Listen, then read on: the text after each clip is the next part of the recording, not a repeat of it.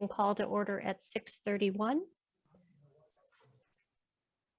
First order of business is Pledge of Allegiance.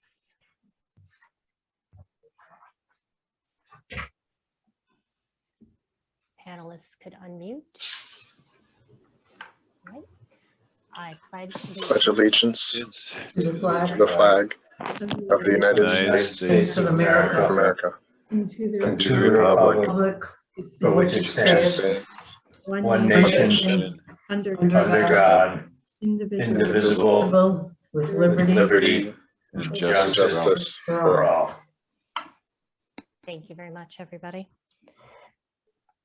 At this time, I would like to open the floor for public comment. So as with all our previous meetings, if you would like to provide public comment, the procedures are on the screen, but please raise your hand and Devin will allow you to speak, and then you can go ahead and unmute yourself and provide comment at that point.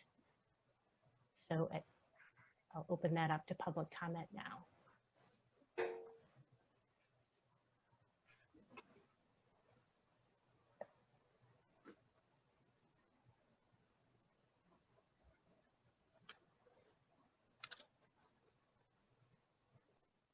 Okay.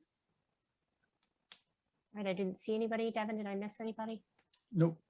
Okay, all right, great. Thank you very much. Next order of business is minutes. So could I have a motion to approve the attached March 24th, 2021 minutes?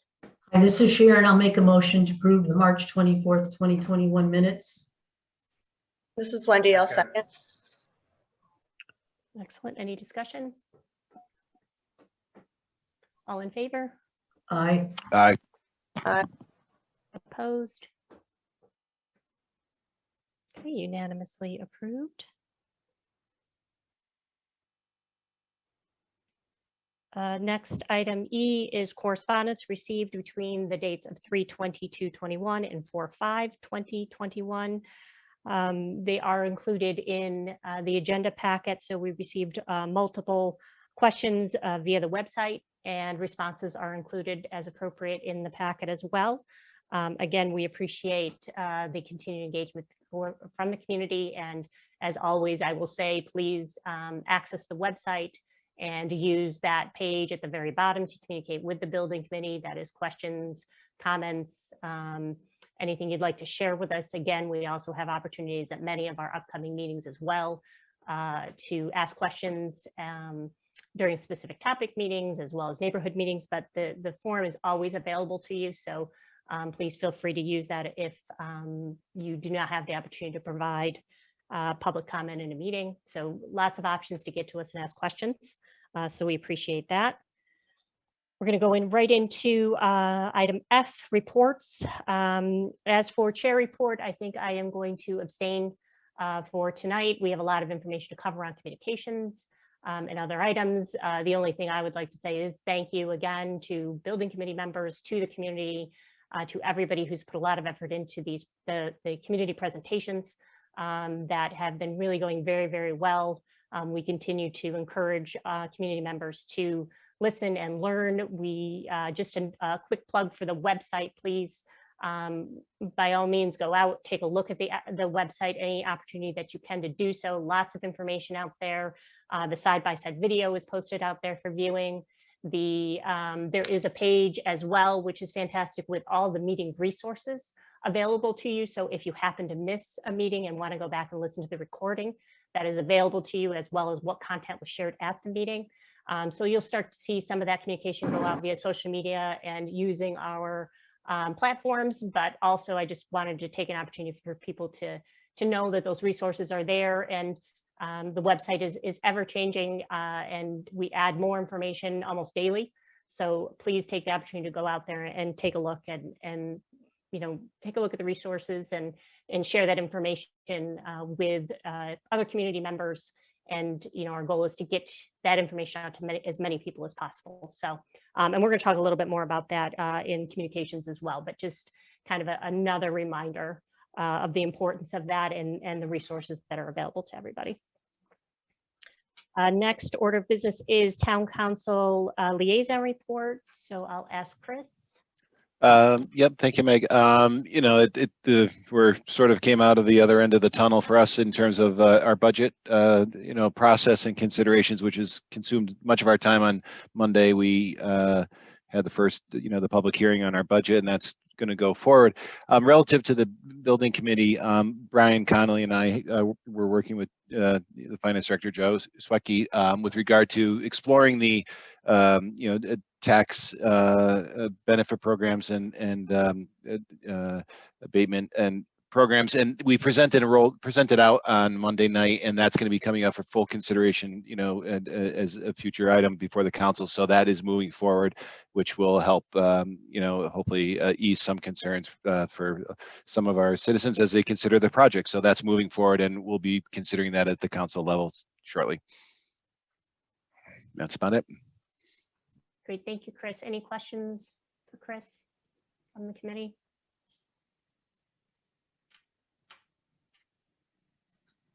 All right, great, thank you. Next item is Communications Subcommittee report. I'm going to ask Kat to give us an update. So the Communications Subcommittee just met at 5:30 tonight. We reviewed our website analytics to see where a lot of the traffic was coming from, and we did notice some spikes each time the newsletter went out, which is great, that people are directly going to the website and looking at the content that we have on there. We reviewed the website updates like Meg just spoke about. The side-by-side video is on the homepage front and center. That's something that we are showing at a lot of our community outreach meetings because it does a great job showing the current facility and what is proposed in the new high school. We also have that really important community outreach page. We are pushing people to see the calendar and try to attend as many events as possible to, you know, get all the information that they need. But it is great that we have one place with all the information for recorded meetings if they happen to miss one or go back or had, you know, a specific interest in one of the topics. We spoke a little bit about how our social media is going to supplement that marketing effort and driving people back to the website, you know, reaching out to people saying, hey, did you miss this meeting? Here's a link to everything. We are streaming all of our meetings, like we are live on Facebook right now, so that enables another audience to be able to see and participate and engage and stay up to date on what's been going on. And then lastly, we're kind of taking a look at the community outreach efforts that we have going on. We had a number of meetings last week. We've created a number of different presentations, kind of adapted the format to the audience. So everything has been running very smoothly and echoing what Meg said, thank you to everybody that has been presenting and there for statements. They've run very smoothly and we've been getting some great feedback. So if any other members of the subcommittee has anything to add, I think that's all I have for the report.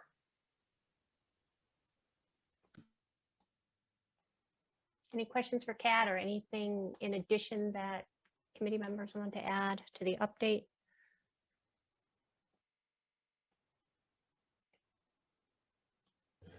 Meg, it's Michael. I don't know as much as a question as maybe an opportunity. First of all, I want to echo exactly what everybody said. The format of how you've organized this and the way you've offered it is outstanding. The one piece that I think there may be an opportunity, I don't know if it's through the subcommittee, just to consider how we can perhaps link on to ways in which maybe somebody who doesn't have a student in the schools is connecting more normally to sort of these Zoom formats and then sort of link onto that or through those forums that may be happening through the town in any way to the older adults who may not have, again, somebody in the school system, just to connect with them. I think that it's challenging in not being able to go physically to connect to a group that has not maybe exercised and used Zoom as much as everybody else who may be having a student in school or presently working. Yeah, I think it's a good point, Michael. I'm going to clarify something too that I think is important as well. And then I'm going to have Kat talk a little bit more about senior outreach, some efforts that we're going to do around that. But to your point, I think one thing we need to be really clear on, and I've gotten this question a couple times too, and we went back and forth. the best way to name our neighborhood meetings. And the neighborhood meetings have the school names in them, but they are not directed towards people only with school-age children. So I want to be really clear on this. First of all, just so everybody knows, the content is pretty much the same at all of those neighborhood meetings. So going to one is going to get you the benefit of going to another. So really, when you're looking at those neighborhood meetings, and I'm saying those are different than the topic meetings, is going to get you the information you need. So pick the one that meets your schedule, that best meets your needs, and understand that it's really providing all the information you need to know about the project. And we've just centered it around the elementary schools because those are the 4 kind of cornerstones within the community that can help us direct community engagement. So that's something I think that we needed to clarify a little bit. I'm going to talk to, hopefully the newsletters too are helping. There's going to be another newsletter that's going to come out. So if you don't want to kind of grasp onto that technology piece, and if there's a, sometimes it's helpful.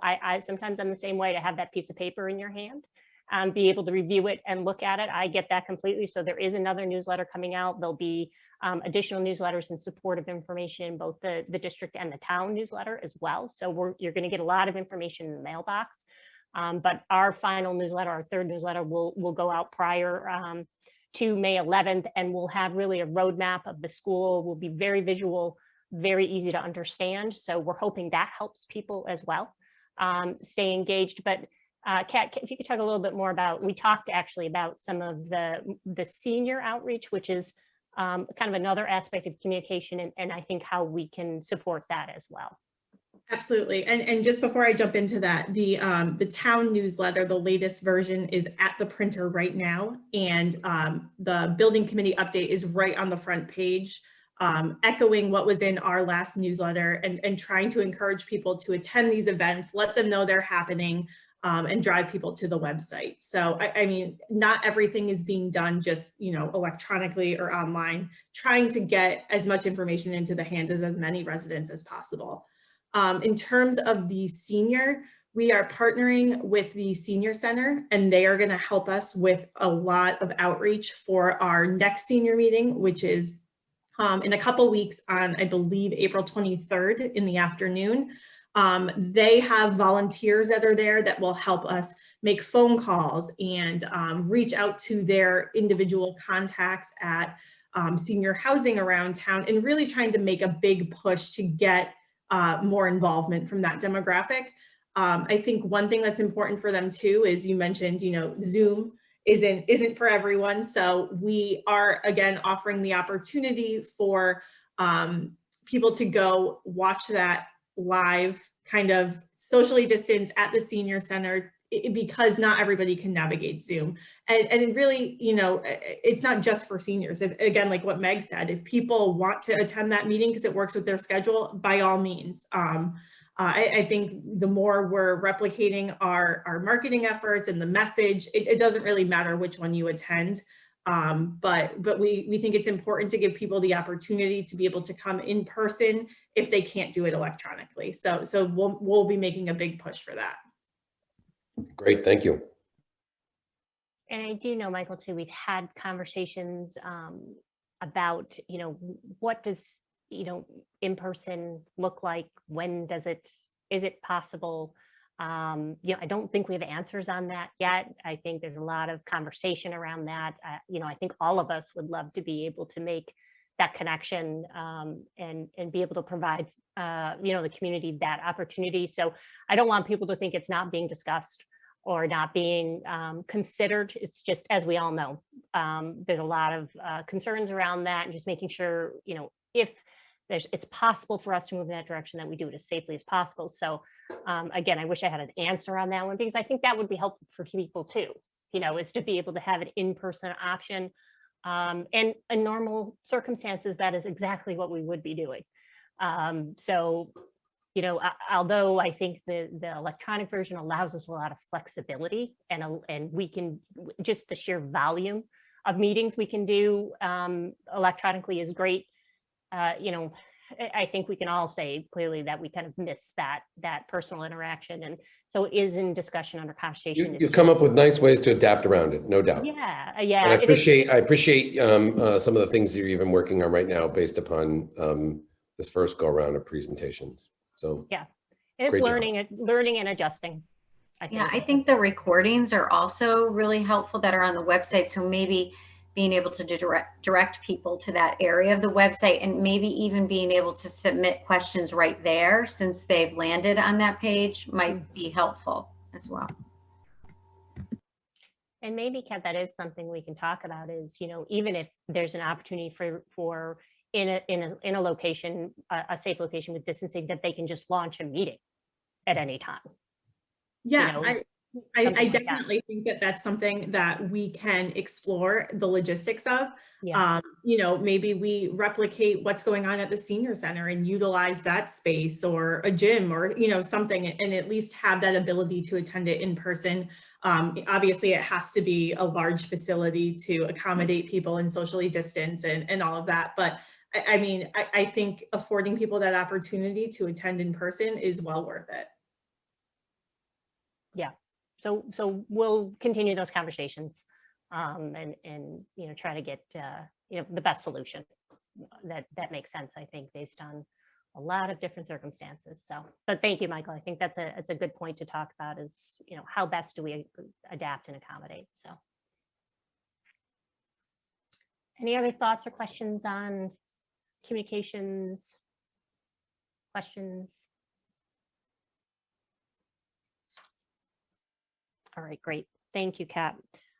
Next up is Board of Education Liaison Report. I know Beth unfortunately cannot be with us tonight, but I don't know, Ellen, if there's anything that you'd like I to really provide? have nothing to report tonight. Okay, perfect. Thank you. Yeah, I know you guys have been working hard as well. A lot going on. So next item is financial report. So Kat. Just find my papers here. So the only changes in the financial report from last time, we have the postage from the March newsletter, which is added in the expense category. That was $1,925.06. And again, that's postage to get that to every resident in town. And then we have an invoice on today's agenda to approve for CSG. That is incorporated, and again, that's just moved from the amount billed to date column, and then the remaining balance column is updated. So that leaves us with a total on hand of $133,388.86. Great, thank you, Kat. Any questions on the financial report?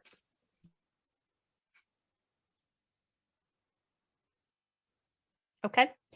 State legislative and industry. I'm actually going to combine those two together, see if Mark or Chris have anything to share with us, any changes, updates. No real updates, status quo right now, I think, unless Chris has something to add on the state legislative side. Industry update, things are, it's still a buyer's market. We do, I think Johnny would agree that the pricing for some of the materials, building materials are going way up, at least on the lumber side. I know in some cases, 100 to 200% increase in some of those costs of plywood and things like that. But I think, other than that, it's been pretty much status quo. I think availability of items that we would be looking at have been more readily available, but we have started to see a price creep a little bit in some of those materials.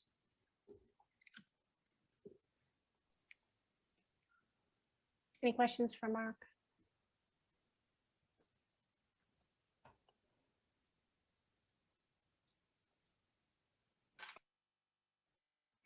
All right, great. That concludes reports for this evening. So we're going to move on to new business. First item is G1, and that is to approve the attached invoice from CSG in the amount of $31,707. I don't know, Devin, if you can pull that up real quick. This Kat just did mention this as well.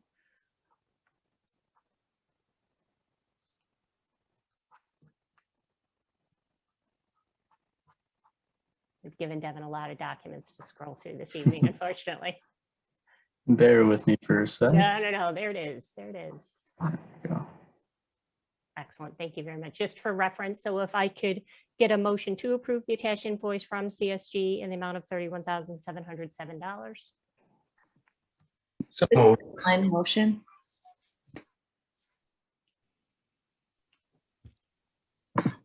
Yeah. All right, so I think we got a motion and a second in there. Any discussion? Okay, all in favor? Aye. Aye. Aye. All opposed? All right, unanimously approved. Okay, so we're going to move on to the last item on the agenda for this evening. And this is, I think, a conversation. First of all, I want to state that I am certainly by no means an expert in this subject.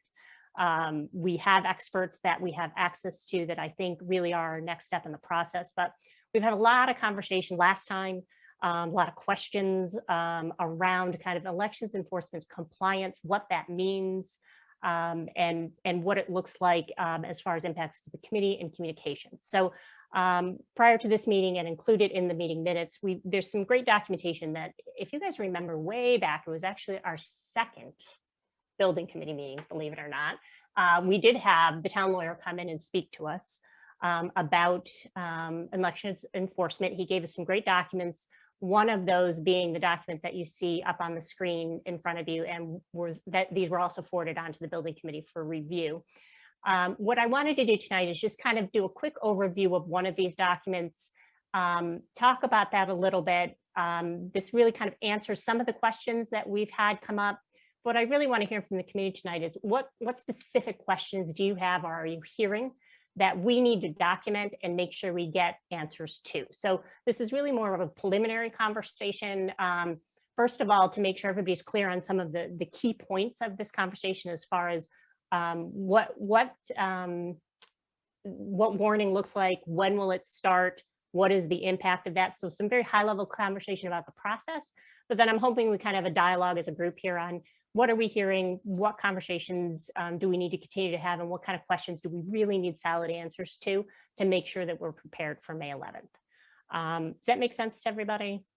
So at least to start the conversation. So again, I can tell you right up front, we're not going to have all the answers tonight, but I think if we gather our thoughts, we're going to be better prepared to use the resources we have available to us to answer those questions. That was my thinking tonight. So the document that you see up here is, and we'll see if this works, Devin. Do I have access yet?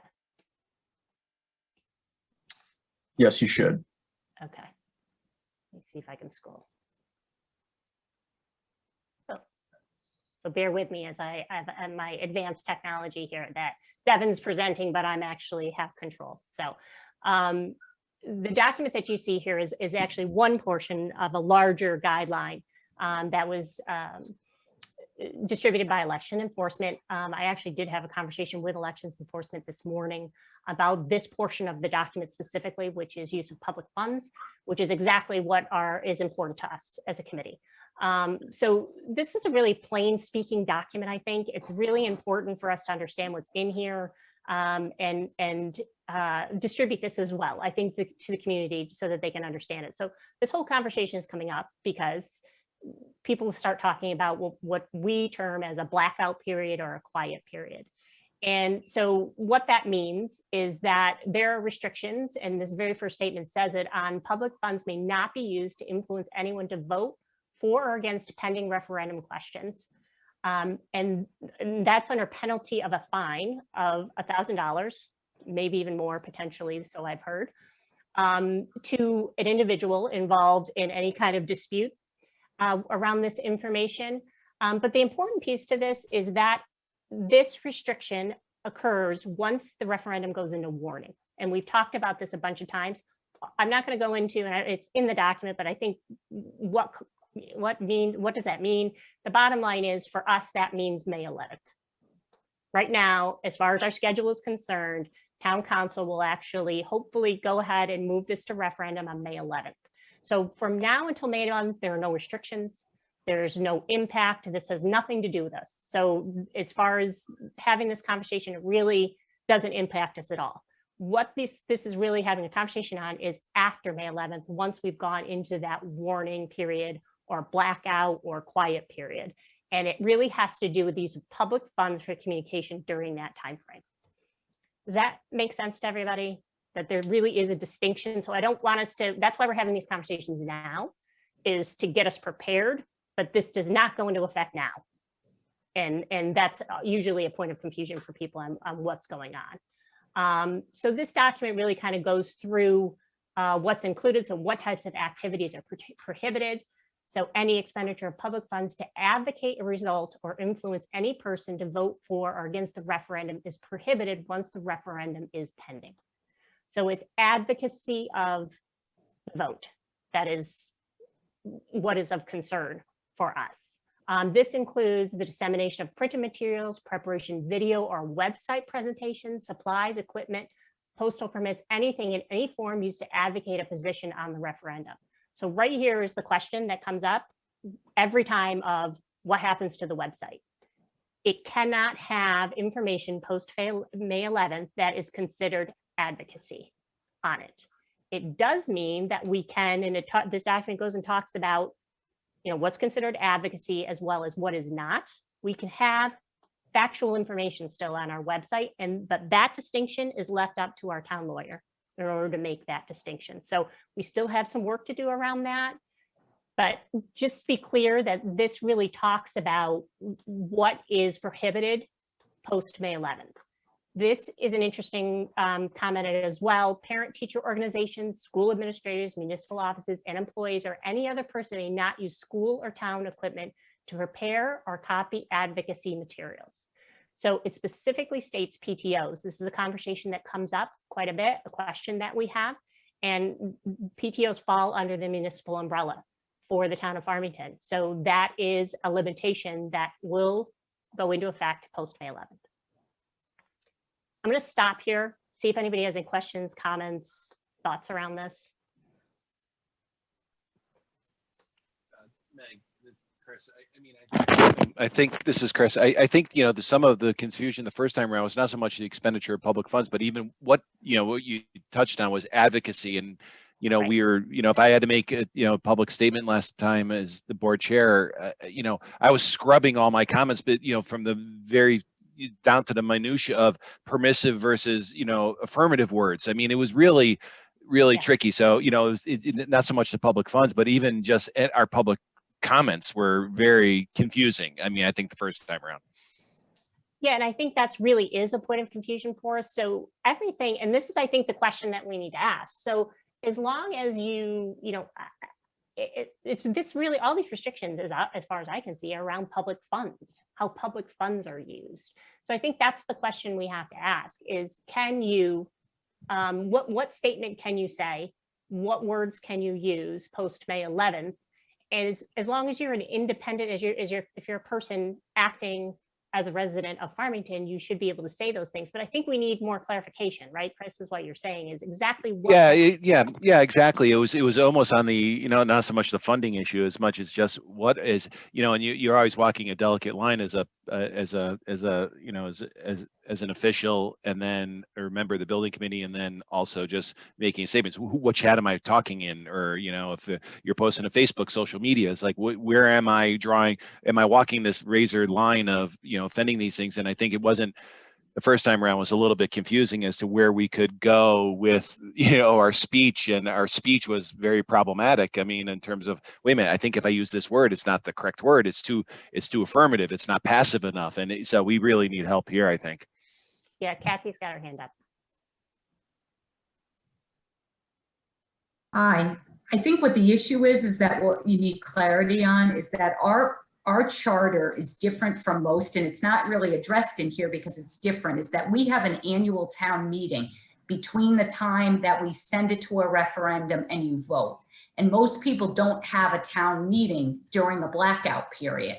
And that's when it got very confusing, because in Farmington, we've always treated the annual any town meeting, the annual one or budget ones, more as a public hearing. And we've been told that you're not supposed to use funds. You're not supposed to do like Chris was saying. So last year, for the first time, they were saying, listen, you're not supposed to be doing this in your town meetings. You're in a blackout period. And so I think the question is, it's very clear from when it sends to referendum in May to when you go for a vote.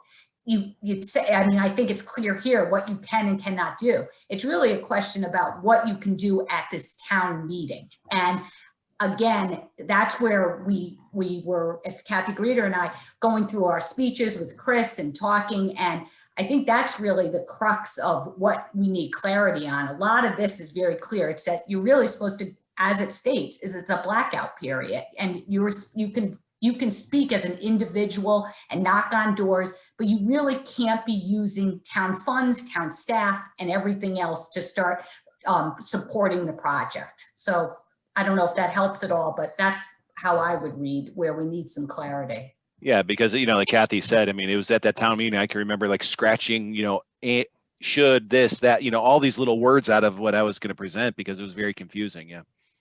It's supposed to be treated as like what we call as an explanatory text, and an explanatory text is supposed to just have the dollars, the numbers, very basic things, the size of the school. And we were told at the annual town meeting, you couldn't even say that we had an exceptional school system because that verbiage is considered swaying people. And like when we have our lawyers review things during, like right now, we're in a blackout period for the budget. So like for us, we just sent it to the budget that's going for a budget referendum. We have an annual town meeting in between that. We are supposed to really just be showing like one slide because you're not supposed to have you're not supposed to have a town meeting during the blackout period. And that's just old language that we've had for the last 20 years. So I think that we really just need to have clarity about what we need to do at that meeting. I think definitely more clarity.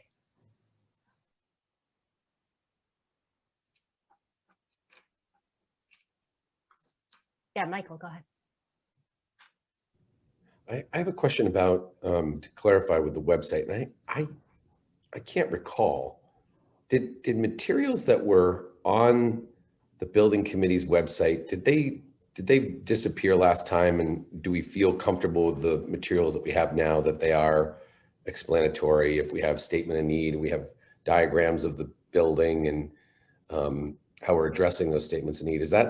Has anybody sort of taken a look at the website to determine if there's content on there that, based upon this guidance, would have to be edited, or do we feel comfortable that what we've got on the website can remain through the entire, the way that it's scripted there now?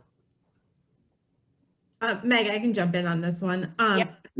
Our website will be reviewed by the town attorney to see what is considered advocacy and what is acceptable while we're in the blackout period. The last time we did the high school project, the same thing happened, and information was taken down because it was, it was determined to be advocacy.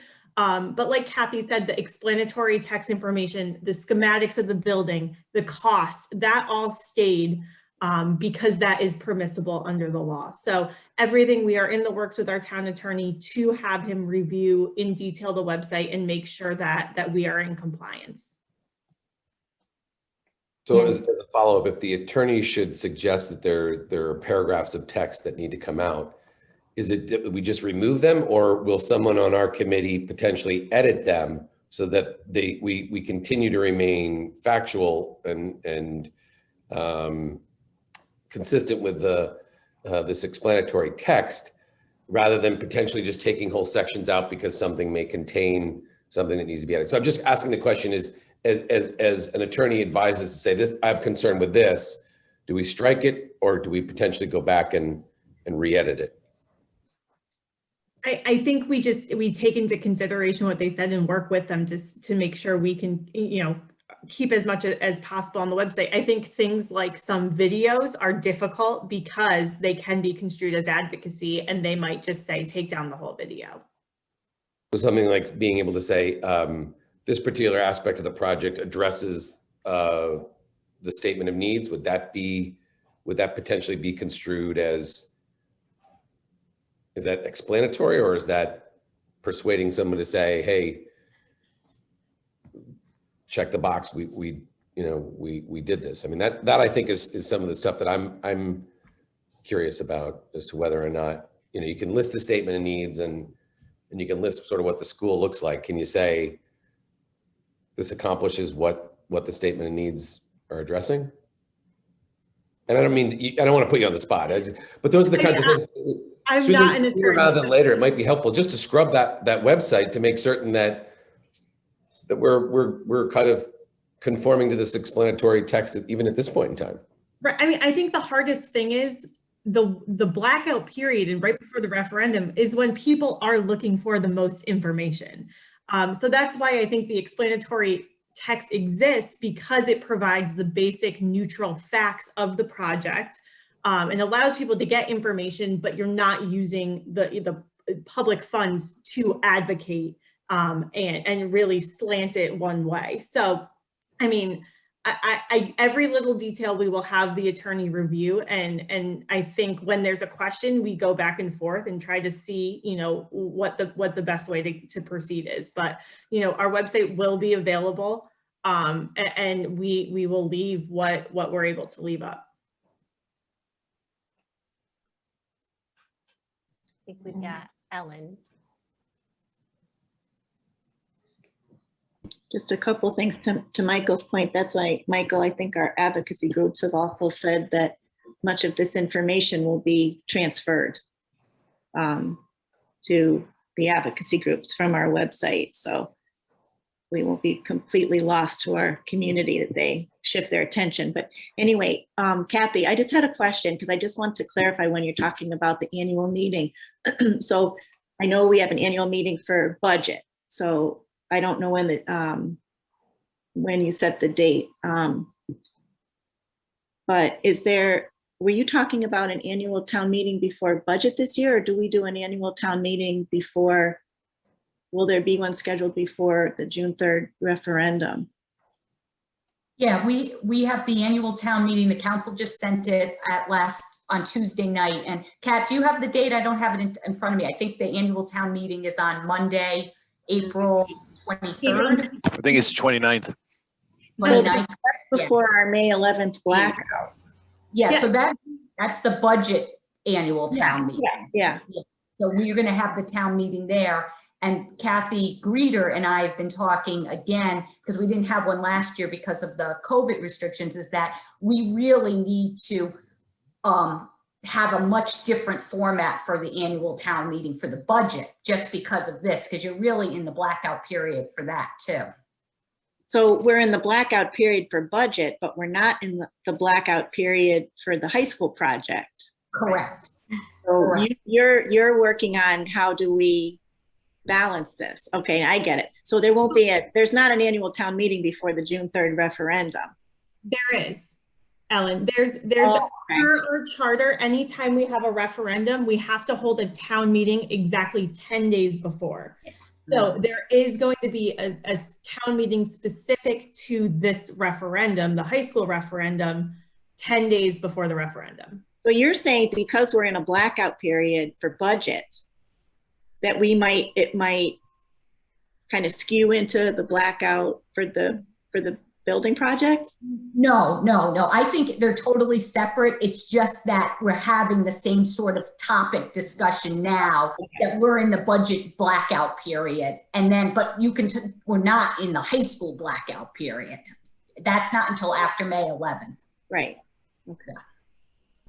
It's Ellen, it's the overall issue that regardless of its budget or the high school referendum, it's difficult to even hold a town meeting in the middle of that when you can't, you can only use explanatory text and you can't advocate. So it's just, it's in the charter. So it just makes it difficult. We just have very old language, and it's just that needs to eventually be changed, but it's not addressed in some of this stuff because it's very unusual that you have that during a blackout period. What's the format for the town meeting building committee? The prior to the bill, is it basic, like what we would say the explanatory text and it would be open for public comment? Is that the normal process? How we typically had done it up till last time that we did it is that we treated it more like a public hearing. So you give a presentation, you do all sorts of stuff, and then people would then ask questions and you answer the questions. But really, that's not what we've been told, is that you really should be just going, here's the money, here's what the building looks like, and that's it. And so that's what we're going to have to work on, I think, with the lawyers, twofold. I think Michael's questions are good about the website, how much we have to change that, and then the town meeting for the high school project. What is the process there? Kathy, can I ask a question? Would the attorney advise that the timing of the meeting should shift, or that the meeting should just not be held at all? See, that's what the attorney has said, is that it's unusual to have that type of a meeting during the blackout period. Our charter has it in, and so you can't really change it. So you just have to follow explanatory text rules for an annual town meeting, which is just odd. Most places, after it gets sent, you go into a blackout period and you're like just basically quiet. How our charter is set up, we have this meeting in between it. And you really shouldn't have that meeting, but it's by charter, so you can't not have it. So you have to just follow the rules of what I'm calling a blackout period and explanatory text, where you're just giving the basic information and then having people ask questions about it. And it really came to light last time because as our attorneys looked at it and were like, you can't be saying all this stuff. You should just be saying, here's the price, here's what the building looks like, and then open it up to questions. So we just have to make sure, I don't think we can't not have the meeting because it's part of our charter. We just have to have it as just a bare bones meeting and just have it like that. And as the attorney opined as to whether or not you could still satisfy that you've had the meeting, as long as could you have it before the 11th of, I suppose you can't have could you have an explanatory meeting about the program before the referendum date set?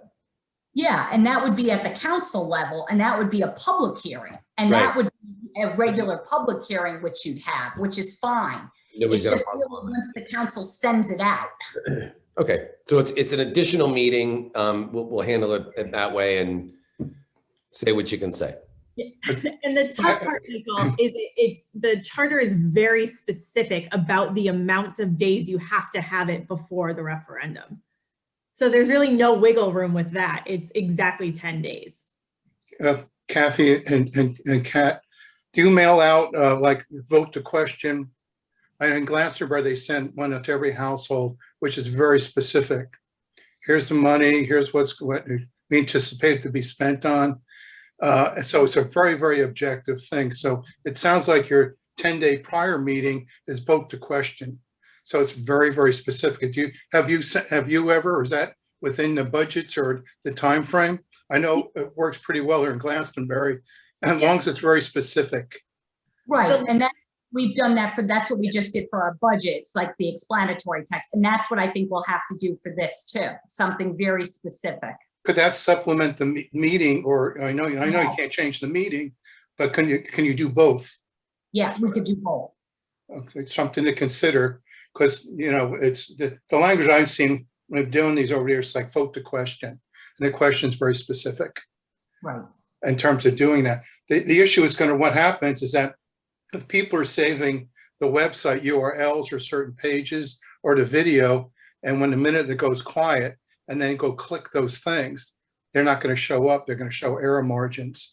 And once the attorney decides you can't have this up and that, so the preparation prior to that gets very important. And these handoffs cannot be structurally put in.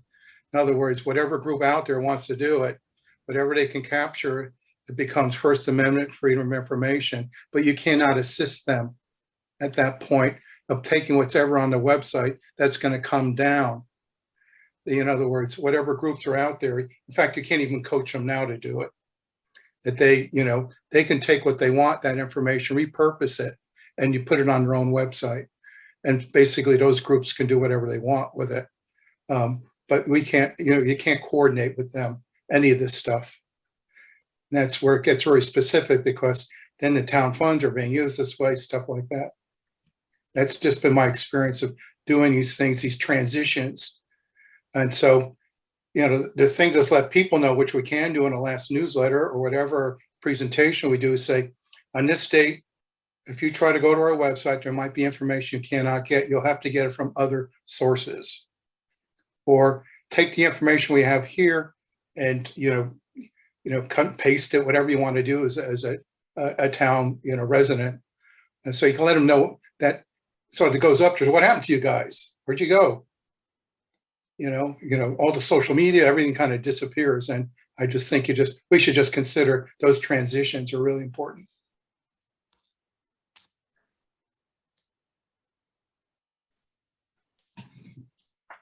All right, so I'm hearing a couple things. So we obviously need more clarification on exactly what's happening in that town meeting. As Kathy, like, what does it look like? What can we say? What is the structure of it? The town meeting specific to the building referendum. Obviously, we need a full website review and making sure that, and in the document that, I'm not going to go through it, but in the document that I have up really talks about advocacy and what that looks like. It's kind of one of those things that I think, there's if for some reason a complaint is made, it is up to the commission to determine based on the definition around what advocacy looks like. They do their best to define it, but we will certainly take the direction of the town lawyer, as we've heard tonight, to help us make that determination on whatever content we've created to date. I know I have questions, and this comes down to some very specific things. Like, we're post May 11th.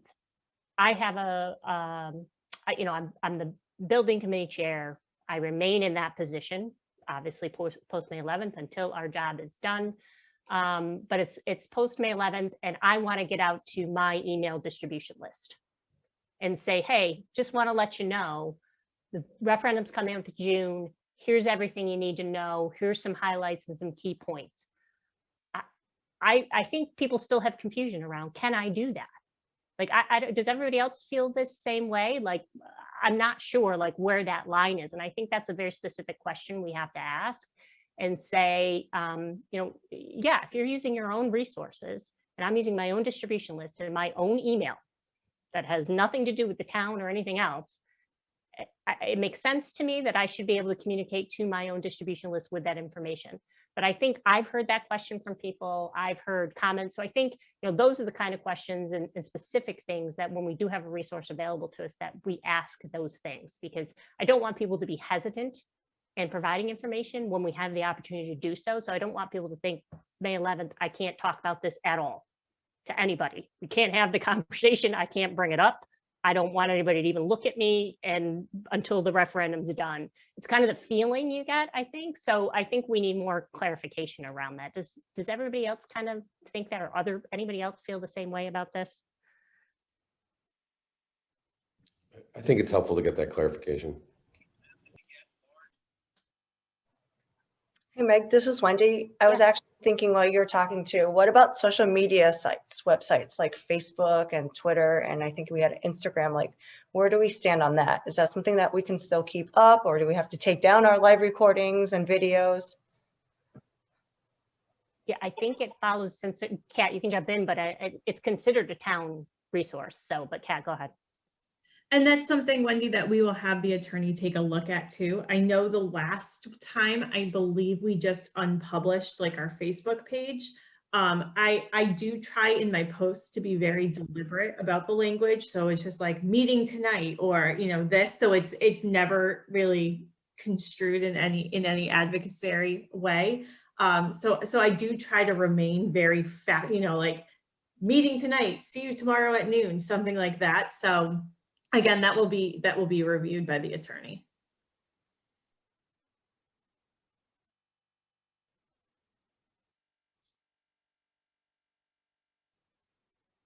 Any other thoughts, questions other people have received around this, or anything they're thinking or wondering about that we need to make sure that we document. Are we continuing to meet as a committee between the 11th and the vote? Yeah, we actually just talked about this today, Michael. So we will, at our next meeting, you will see an agenda item for a revision of our meeting schedule.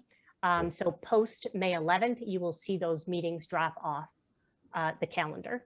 But once the referendum passes, we will obviously continue and resume with our duties after June 3rd. So although we will subcommittees as well. Subcommittees as well, correct.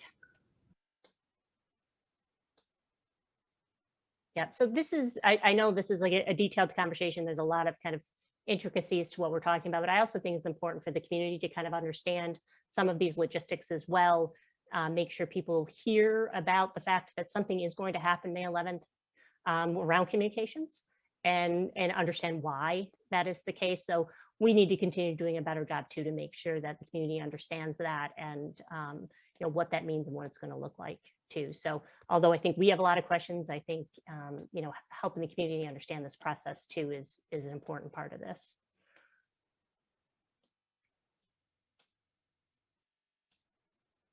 Ellen, do you still have a question? Or are you? Okay, go ahead. I was after Kathy Blonsky. Oh, I didn't even see her hand. Sorry. Go ahead, Kathy.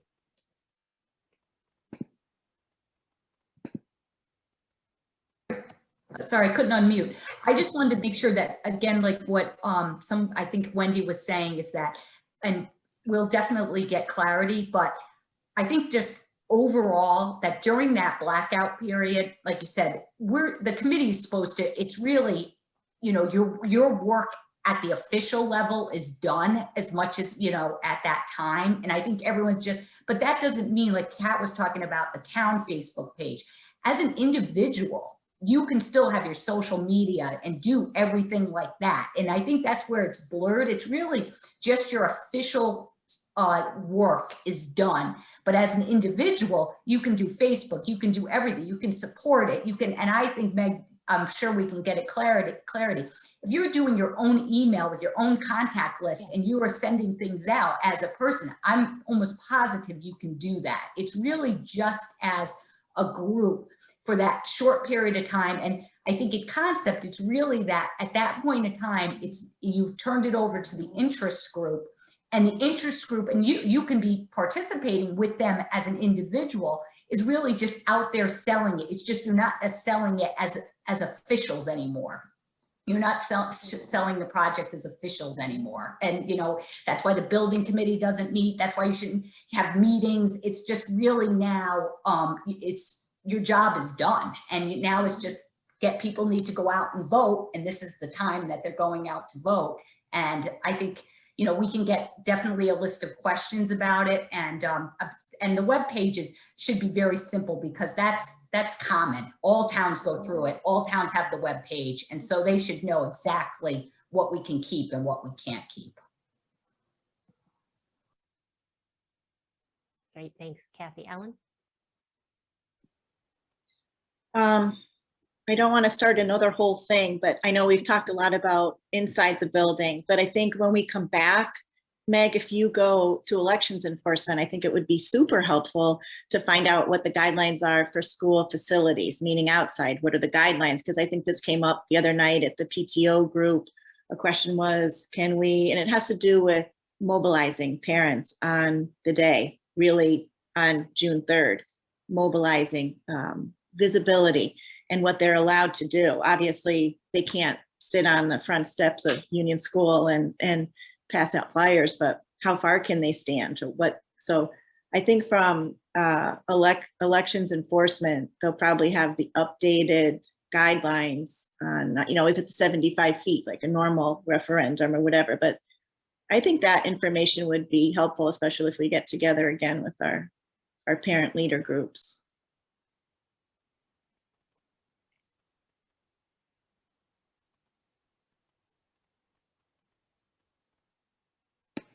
Okay, I've got that one written down too, Ellen.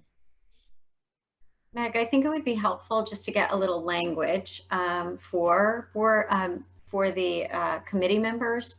You know, I am communicating as an individual resident. You know what I mean? Just like a sentence starter from elections enforcement so that everyone feels comfortable during that time to speak as a resident and not a member of the building committee. So sometimes just those frames, those sentence frames really are helpful for everyone. And elections enforcement, I've worked with them before. They're really excellent at looking at documents and giving their opinion on whether they are factual or not. And they will do that for us. So they're very, very helpful. Like a disclaimer. Yes. Yes. Yeah, even in this document they have here, they, you know, at some point they say in there that, you know, this does not constitute an endorsement by or represent the official position of the municipality. Like, even if it's something, you know, like if we specifically go back to them and say, look, if we preface communication post May 11th with this statement, does that work? Like something like that, right, Kathy? Okay. Exactly. I think it just would be helpful for everyone. Yeah.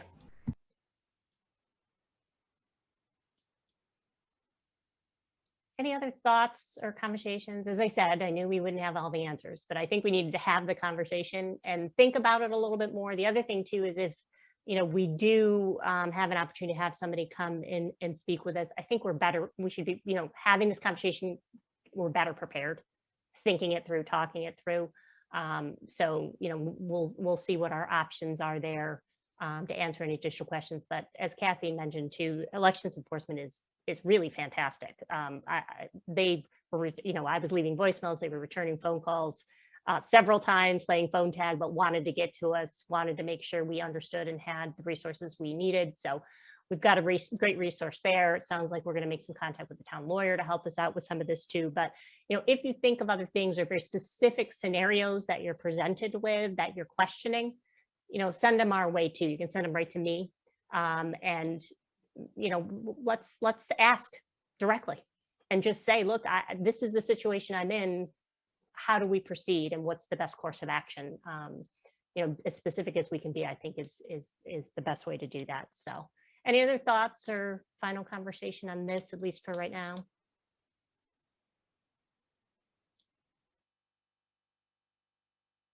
Excellent. So yeah, take some time if you haven't to review the documentation that was sent out.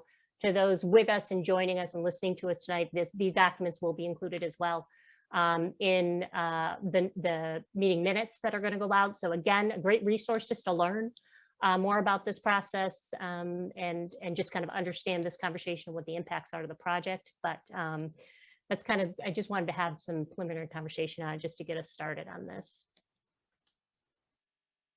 Any other questions or thoughts anybody wants to share tonight?